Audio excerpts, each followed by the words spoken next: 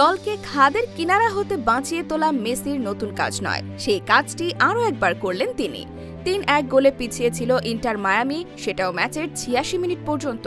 সেখান থেকে দলকে এনে দিলেন ১ পয়েন্ট, করেছেন বুলেট গতির শট, যা হয়েছে লক্ষ্যভেদ।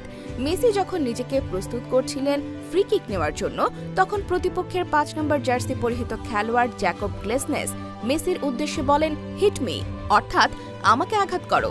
তিনি চেয়েছিলেন মেসিকে এসব স্লেজিং এর মাধ্যমে ভড়কে দিতে, সেজন্যই করেন একটু বৃথা চেষ্টা।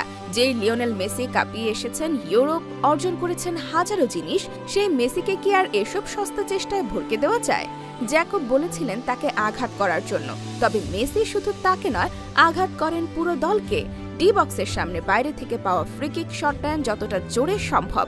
সাধারণত তাকে ফ্রি কিকের টেকনিক ব্যবহার করতে দেখা গেলেও এখানে পুরোটা সিদ্ধান্ত নেন গায়ের জোরে করার, আর সে কারণেই তো তার বল ঝাঁপিয়ে পড়েও আটকাতে পারেনি গোলকিপার।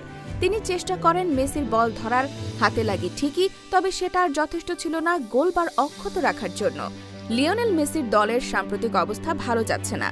কোচ পারছেন না দলকে ভালো একটা পজিশনে রাখতে কিংবা ভালো কোনো পদ্ধতিতে খেলা চালিয়ে যেতে। গত ৭ ম্যাচে ১ জয় পাওয়া মায়ামি এদিন মুখোমুখি হয় ফিলাডেলফিয়ার বিপক্ষে। প্রতিপক্ষের মাঠে ম্যাচের শুরু হতেই ছিল ছন্নছাড়া। সেই সুবিধা কাজে লাগিয়ে ২১ বছর বয়সী বাংলাদেশি বংশোদ্ভূত খেলোয়াড় কুইন সুলিভান এগিয়ে দেন দলকে, করেন দারুণ এক গোল।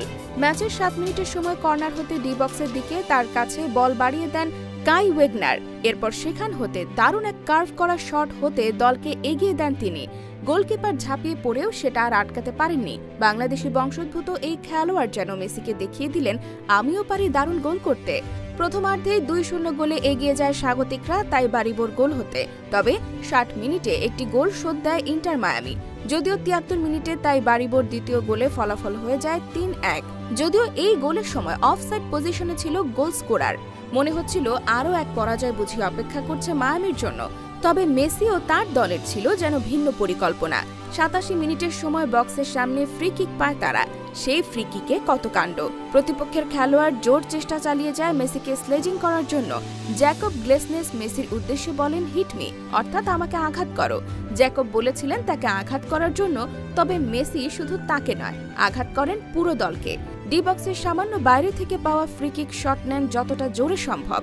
গোলকিপারের হাতে লাগলেও বল জড়িয়ে যায় জালে, তাতে করে ব্যবধান কমায় ইন্টার মায়ামি। এটা লিওনেল মেসির ক্যারিয়ারে ৮৬১তম গোল।